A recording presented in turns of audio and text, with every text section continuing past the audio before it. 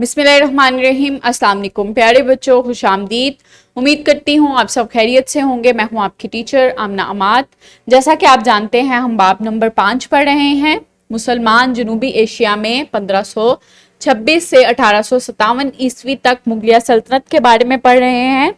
आज का सबक पढ़ने के बाद बच्चे इस काबिल हो जाएंगे कि सैयद अहमद शहीद बरेलवी के नजरिया जहाद को बयान कर सकें। सैयद शहीद अहमद बरेलवी की बरसगीर में इस्लाम को फैलाने में की जाने वाली कोशिशों की निशानदही कर सकें। आज का लेक्चर नंबर 12 है, सैयद अहमद शहीद बरेलवी की बरसगीर में इस्लाम को फैलाने में की जाने वाली कोशिशों के बारे में। सैयद अहमद शहीद और तहरीके जहाद। सैयद अहमद बरेलवी जो थे वो 29 नवंबर 1886 में हिंदुस्तान के इलाके राय बरेली में पैदा हुए। वो सैयद अहमद शहीद के नाम से भी जाने जाते हैं। सैयद अहमद की पैदाइश के वक्त मुसलमान एक शानदार माजी के बाद अंग्रेजों और हिंदुओं और सिखों के हाथों बर्बादी और तनज़ली का शिकार थे। सैयद अहमद बरेलवी ने इस्लाम के दुश्मनों के खिलाफ अपनी जदोजहद का आगाज किया, जो कि इस्लाम की बका के लिए एक खतरा बनते जा रहे थे। इनकी बुनियादी कोशिशों सिखों के खिलाफ थी, जो कि हिंदुस्तान के शमाली सरहदी इलाकों और पंजाब में इस्लाम की बका के खिलाफ सबसे बड़ी रुकावट बन रहे थे।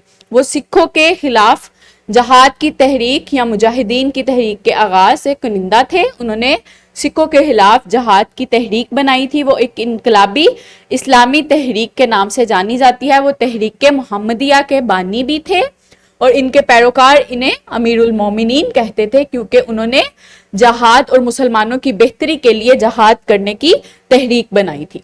1800 की दहाई के अवाइल में सैयद अहमद तालीम के लिए दिल्ली गए और बाद में अंग्रेजों के खिलाफ जहाद में हिस्सा लेने के लिए शुमाली हिंदुस्तान में नवाब अमीर खान टोंक की फौज में भी शामिल हो गए। 1821 में वो हज के लिए मक्का गए और मुख्तलिफ इस्लामी स्कॉलर्स और मुफक्रीन से मुलाकात की। 1823 में दुनिया भर की इस्लामी तहरीकों के बारे में नए ख्यालात और इल्म के साथ हिंदुस्तान वापिस आए। सैयद अहमद बरेलवी ने अपने आप को हिंदुस्तानी मुसलमानों की मजहबी और समाजी इस्लाह के लिए वक्फ कर दिया। इस्लाम की शान को जिंदा करने और शरीयत के नफाज की कोशिश की। आपने बिद्दत की हमायत से इनकार किया और तौहीद की हमायत की। ये भी उनका एक अहम काम है। 1826 में सैयद अहमद जो थे वो पेशावर गए, जहां इन्हें अपनी जद्दोजहद में बहुत से मसाइल का सामना हुआ, जिनमें मुकामी अनासिर को एक मुंजिम शक्ल में जमा करने और मुत्तहिद करने में नाकामी भी शामिल है। 1829 में आपने कई इलाकों का इंतजाम शरी कानून के मुताबिक करने का मुआहदा किया और उन मुआहदों में आपने क्या क्या अहम काम किए। 1830 में उन्होंने अशर जमा करना, फसल का टैक्स जमा करना, जो भी ज़रूरी उस वक्त की इकदामात थे उनमें आपने टैक्स लगाए, जिसने इन सरदारों को मुश्तिल कर दिया, जिन्होंने इनकी ताकत को कमजोर करने के लिए इत्तेहाद कायम किया।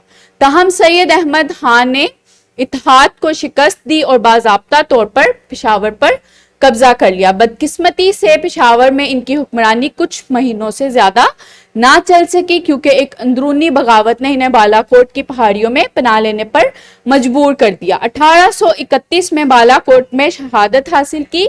इनकी जिंदगी का अहम मकसद एक खालिस मुसलमान रियासत कायम करना था, मगर इनका ख्वाब शर्मिंदा तबीर ना हो सका। इनका ख्वाब जो था वो मुसलमानों को एक मुस्लिम रियासत के तौर पे कायम करने में वो कामयाब नहीं हो सके, लेकिन उन्होंने बहुत से अहम इकदामात किए। उन्होंने बिद्दत को ख़त्म किया और तौहीद का अकीदा जो था उसको कायम किया। इसके अलावा उन्होंने तहरीक जहाद की तहरीक जो थी वो तहरीक मुहम्मदिया के भी बानी थे। उनको अमीरुल मोमिनीन का भी लक़ब हासिल था।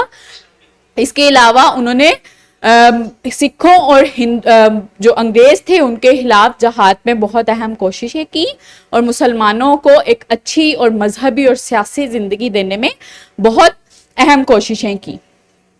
प्यारे बच्चों, आज हमने क्या पढ़ा? सैयद अहमद शहीद बरेलवी ने हिंदुस्तान के मुसलमानों की सियासी और मजहबी हालत को बेहतर करने के लिए अनथक कोशिशें की। वो मुसलमानों को एक मुस्लिम रियासत बनाना चाहते थे, एक मजबूत मुस्लिम रियासत जो कि कुरान और सुन्नत के अकॉर्डिंग हो और उनका अकीदा जो है वो तौहीद हो। مختصر سوال ہے، سید احمد شہید ہندوستان کے کس علاقے سے تھے؟ یہ آپ کا ہوم ورک ہے، آپ نے اپنی نوٹ بک پہ اس کو سولو کرنا ہے۔ امید کرتی ہوں آپ کو آج کا سبق اچھے سے سمجھ آیا ہوگا، اپنا بہت خیال رکھیے گا، بہت شکریہ، اللہ حافظ۔